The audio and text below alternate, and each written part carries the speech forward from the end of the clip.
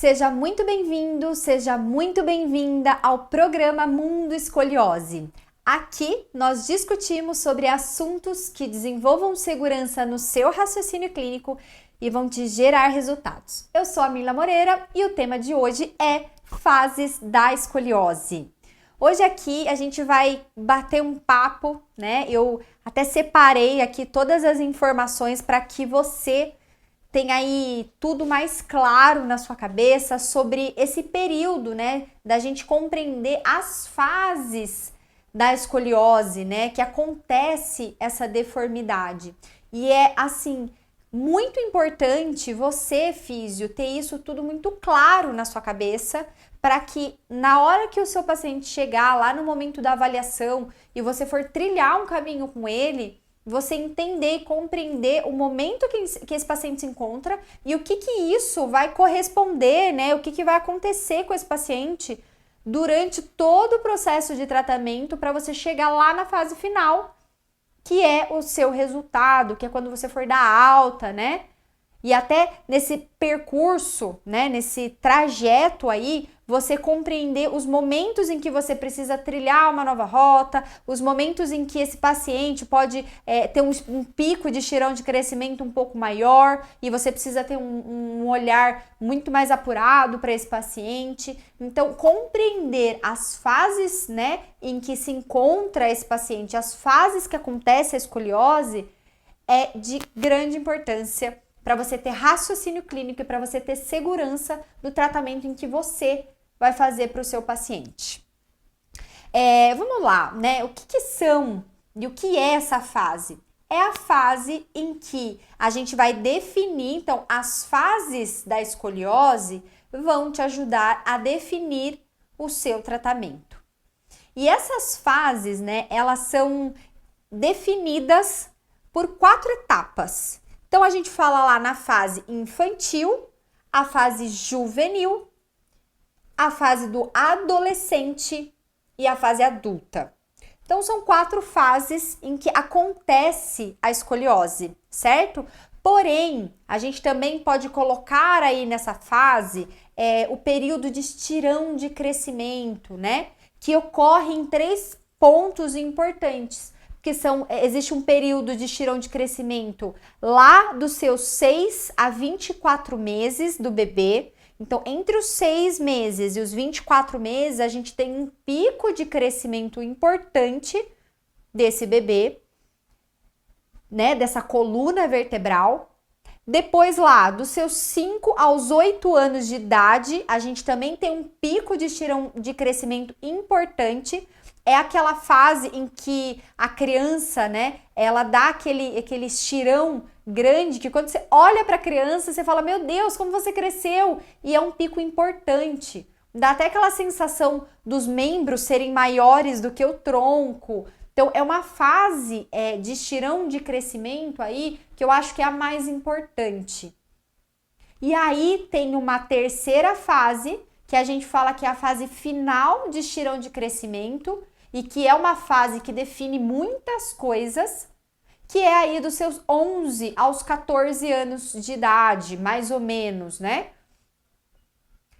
A gente tem que definir isso também, pensando lá, né, nas meninas. Então, a gente olha para esse gênero, feminino, masculino, e as meninas nos ajudam a definir esse estirão de crescimento, esse estirão final de crescimento, quando ela tem a primeira menstruação, na sua menarca. Então, a gente conta lá os 4 anos à frente, a literatura mostrava 2 anos, né, de estirão de crescimento. Hoje a gente dá um tempo um pouco mais prolongado, porque foi percebido que ainda existe um estirão de crescimento e a gente usa sinal de Risser junto para conseguir definir, certo? E esse período aí vai mostrar o momento final de tratamento para esses tipos de paciente. Por isso que esses 3 picos de estirão de crescimento são importantes. A partir disso, você vai definir a fase em que encontra esse paciente. Então, essas fases que a gente falou lá, infantil, juvenil, adolescente e adulto, vai corresponder também ao tratamento que você vai fazer e o prognóstico. A fase lá infantil, a gente define do 0 aos 2 anos de idade. E a fase, quando a gente vai definir lá o juvenil, é dos 3 anos de idade aos 9 anos. E a fase do adolescente, a gente corresponde dos 10 anos de idade até os seus 17, 18 anos e fase adulta acima dos 18 anos de idade.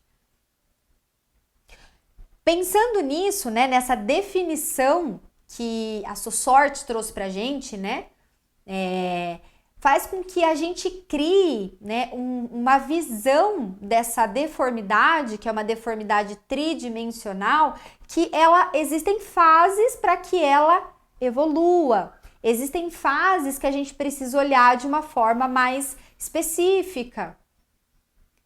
Na fase adulta, a gente vai ter um olhar diferente do olhar para o meu paciente juvenil, né?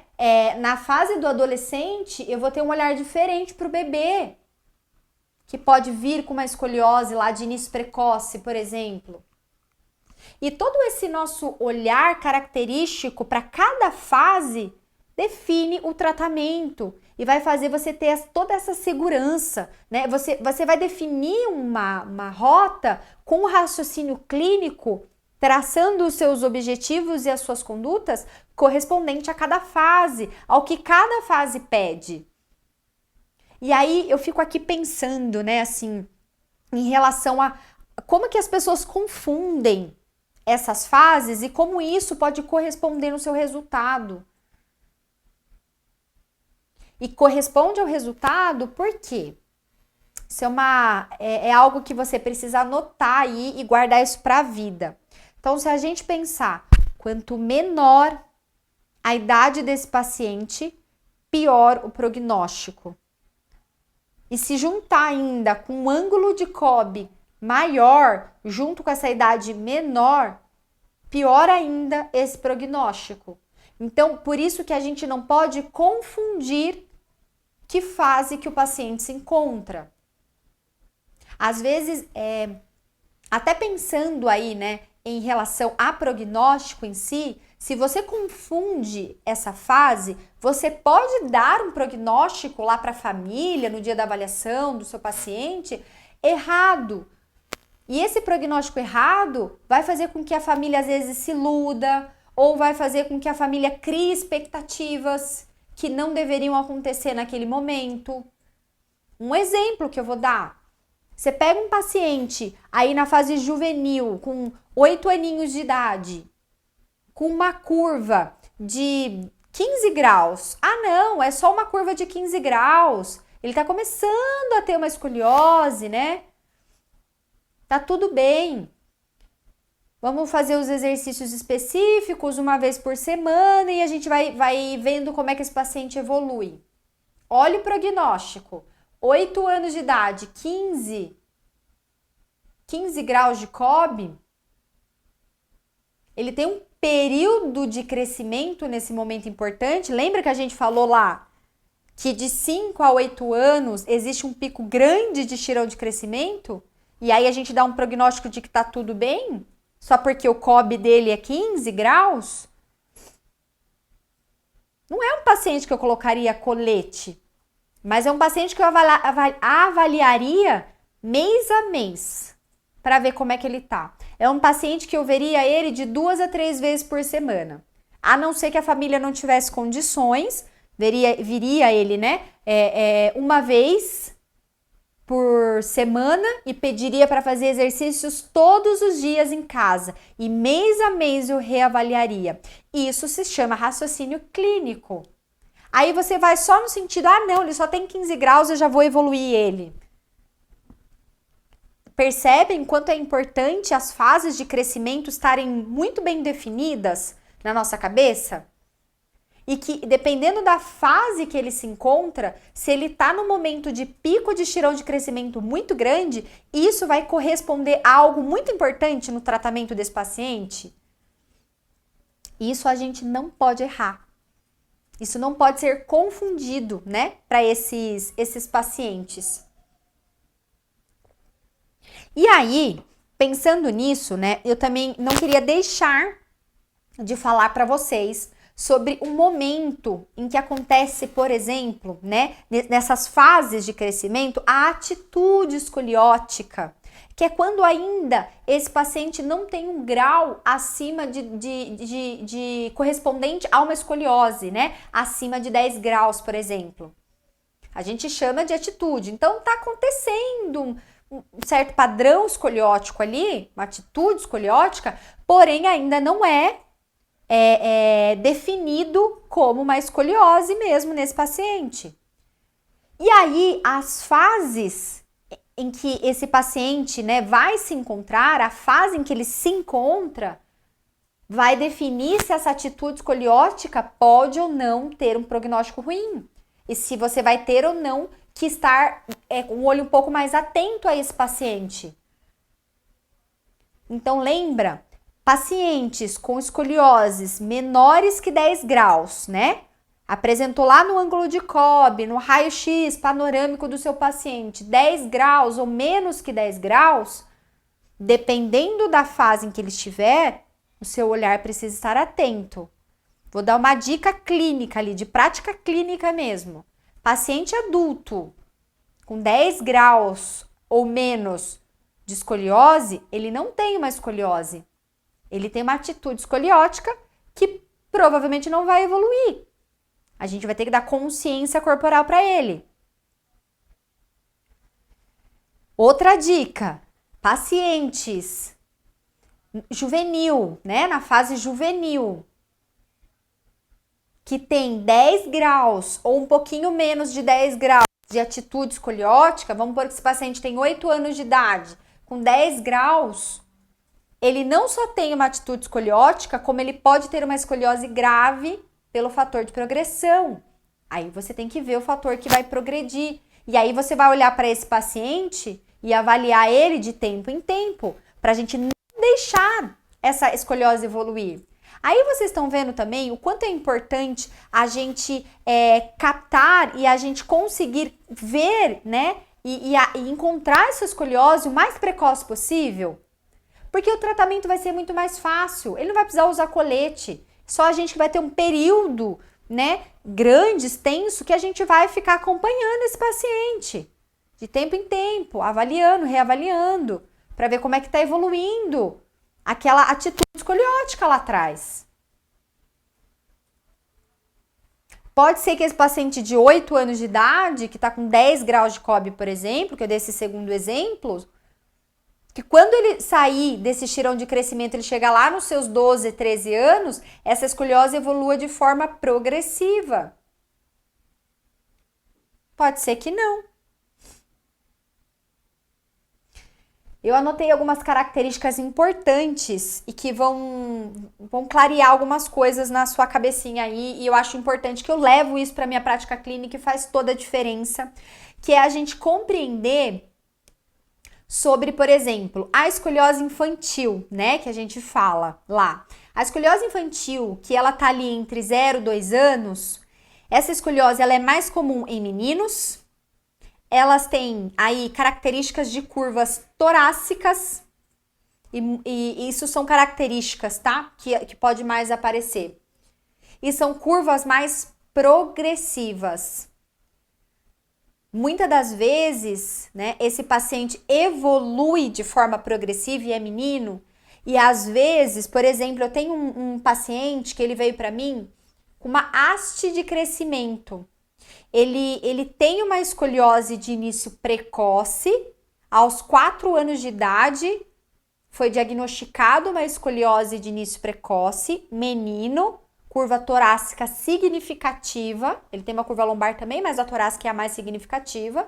Ele teve que colocar uma haste de crescimento, então é uma haste que a cada 6 meses ele vai lá e expande, a cada 6 meses ele vai lá e expande, dependendo do caso, no final do crescimento desse paciente, olha quanto tempo esse paciente vai ficar com essa haste de crescimento.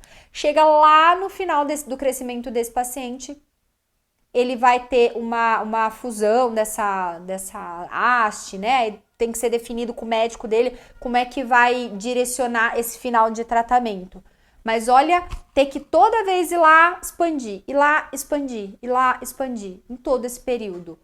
Então, é um menino que teve uma escoliose de início precoce, ó, bem característico do infantil, descobriu ali com infantil e juvenil, né? Porque ele descobriu com 4 anos, mas com 4 anos de idade ele já tinha mais de 30 graus.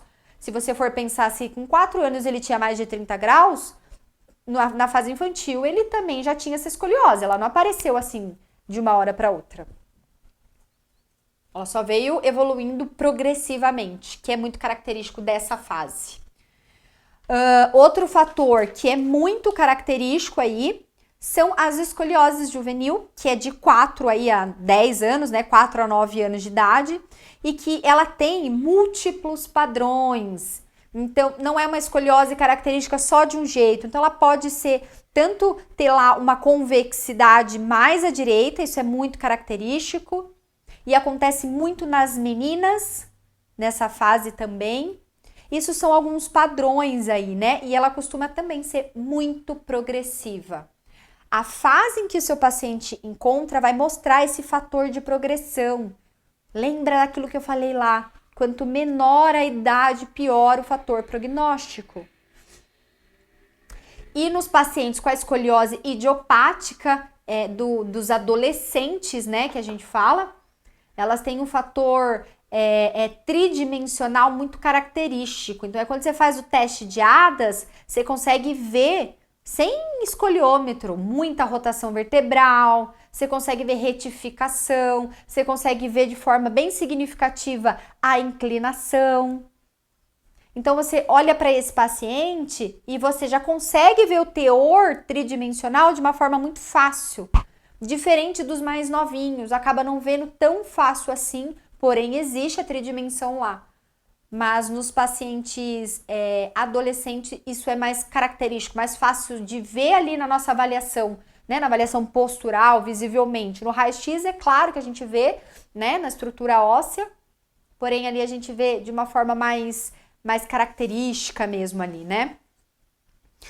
E aí, alguns outros pontos que eu quero deixar muito claro aí, né? É que a conclusão que eu cheguei disso tudo é você entender e compreender que a gente falar de escoliose, né? Não é só falar de escoliose e simplesmente eu avalio, eu acho meu objetivo, vou lá, faço os meus exercícios e chego no resultado e tá tudo bem. O raciocínio da escoliose em si, ele precisa ter um fator primário ali de você compreender o que é que acontece com essa deformidade, a fase em que ele se encontra, para você conseguir definir algumas coisas.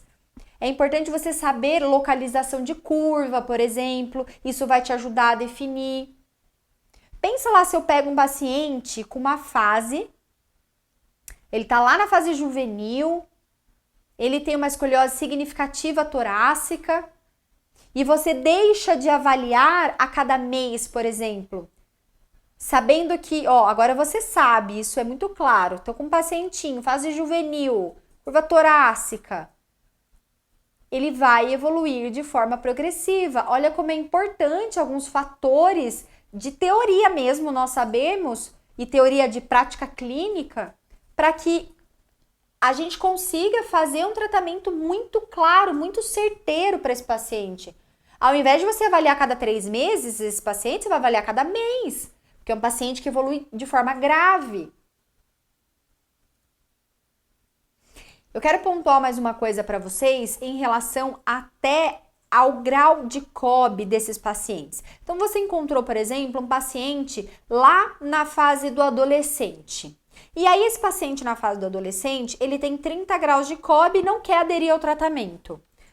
O fator prognóstico dessa fase em relação a 30 graus corresponde a um paciente, por exemplo, segundo sua sorte, que de 20 a 30 anos de idade, ele vai ter fatores, por fatores multifatoriais, né?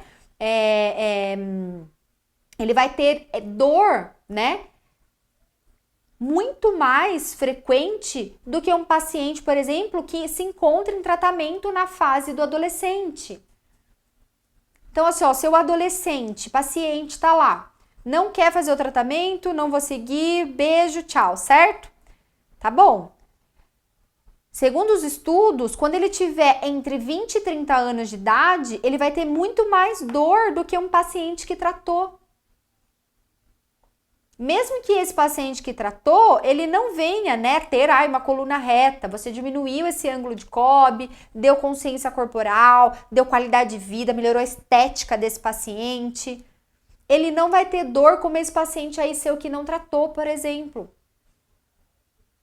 Ou, por exemplo, um paciente que está aí com 50 graus de Cobb, não quer fazer cirurgia e não quer tratar, lá na fase adulta, é fato de que ele vai vir a ter dor crônica de forma significativa, porque ele não tratou como deveria na fase de crescimento em que ele diagnosticou. Então, ele diagnosticou lá atrás, na fase do adolescente, e ele não quis tratar, ele não aderiu ao tratamento. Ou você não fez o tratamento direcionado para esse tipo de paciente. Olha que forte isso. Esse paciente ele vai evoluir para um padrão de dor crônica na fase adulta, certeiramente, assim, é fato que ele vai ter. E sim, não exatamente pela escoliose em si, por fatores por fatores multifatoriais aí, né? De várias formas, em vários pontos. Então, pode ser porque esse paciente não dorme direito, porque ele é estressado, porque ele tem uma rotina que ele não faz atividade física. Esse paciente aí, ele pode acabar compensando muito mais essa curva de um lado do que do outro. Existem diversos fatores. Ele pode trabalhar muito tempo numa posição mantida. Ele não se alimenta direito. Então, existem vários pontos importantes que vai levar essa dor crônica junto a uma deformidade. Lá na fase adulta desse paciente que foi diagnosticado na adolescência, mas você não viu o quanto era importante tratar esse paciente lá atrás para que ele não chegasse a ter uma vida adulta com dor. Então, nós estarmos atentos à fase de crescimento desse paciente vai mudar todo o prognóstico. E eu acabo contando, né, todo esse padrão, que se você não ter isso claro, é como se fosse um navio afundando aí, né? E olha que legal, a gente tem hoje uma base científica para que isso se torne algo muito certeiro, uma base científica forte, né? A gente tem uma guideline, né? Dessa deformidade. E olha que legal, a gente pode confiar, existem diversos estudos. Então, é só você captar o conhecimento e colocar na prática clínica. Às vezes a gente não coloca na prática clínica. Ah, não, essa informação não precisa. Quando o seu paciente tem tanto, tá, e o que você faz com a idade do paciente? Isso é importante, por isso que eu tô aqui. Eu tô aqui para te mostrar que se você organiza isso na sua prática clínica, muda todo o resultado final. E é muito importante você olhar para isso como algo que vai direcionar o seu tratamento. Vamos lá. Vamos falar assim, como é que eu vou fazer isso, Mila? Me conta, como é que eu coloco isso na prática clínica, né? Como é que eu evoluo isso na prática clínica? O mais importante e que eu acho que a gente vai definir aí como um padrão, assim, é você não esquecer dessas 4 fases. Outro ponto importante é você não esquecer desses 3 picos de estirão de crescimento e o que eles correspondem em cada momento dessas fases. É você pegar lá a sua avaliação, aquele momento em que você vai sentar com o seu paciente, que você vai olhar para ele e pegar lá todos os dados, todas as informações dele. E a partir daí, você definir, né, em que momento esse paciente se encontra. Definir, meu paciente está na fase do adolescente. Definir que ele está na fase de adolescente, que ele tem ali 13 anos de idade. Então, ele está num pico de crescimento ainda importante, porque é final. É quando a gente tem um restinho de tempo para, às vezes, colocar um colete nele e ter um resultado super positivo. Então, eu defini a avaliação, peguei esse paciente, ele está na fase do adolescente, tantos anos. Vê Risser. Risser vai te ajudar a ver essa fase que ele se encontra e aí quanto tempo a mais esse paciente vai evoluir. E se for menina, no caso, a gente vai ver lá a primeira menstruação, a menarca, e contar mais 4 anos à frente. Além de você fazer lá aquela continha de fator prognóstico, né? Fator de progressão. Quanto tempo ainda vai ter de progressão para eu dar lá para o meu paciente, para você dar para o seu paciente um fator prognóstico. Olha, então eu defini que esse paciente ele está lá na fase do adolescente, ele tem tantos anos, é uma menina, ela menstruou, a gente ainda tem, sei lá, 3 anos à frente, vamos pensar que ela já faz 1 ano que ela menstruou, a gente tem mais 3 anos, tem tanto de ângulo de Cobb, vou fazer a minha conta fator de progressão e eu vou definir um prognóstico. Só que, ó, isso é dica de prática clínica.